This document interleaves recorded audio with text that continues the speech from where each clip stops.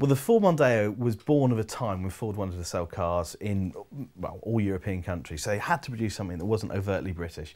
They wanted something that would sell in Germany, sell in France, sell in Italy, sell in Spain. And the Ford Mondeo had to be a car that didn't seem too English, too kind of old-fashioned and old school. So it was a fairly neutral design. If you think the Sierra was the first of the kind of jelly mould shape, the Mondeo softened that down a little bit, and it was actually quite a neutrally styled car because it didn't want to offend anybody. That was basically the logic behind it. I think it's a classic company car.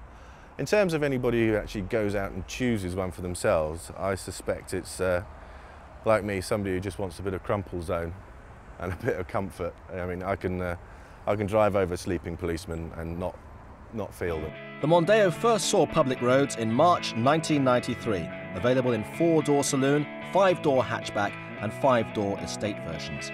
Safety and security had been vastly uprated from the days of the Sierra, and there was even a new 4-cylinder petrol engine available in 1.6, 1.8 and 2-litre versions.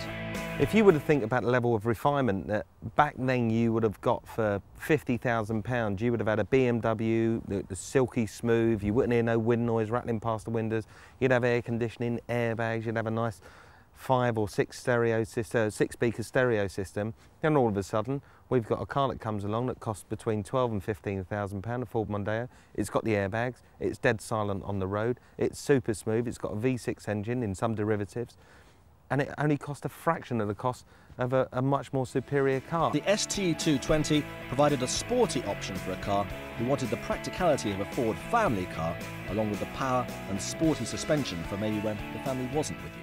Super powerful Mondeo ST200. 200 brake horsepower, 0 to 60, 7.8 seconds, 141 miles an hour. Yeah, reasonably quick, but the most important thing was it added glamour to the range.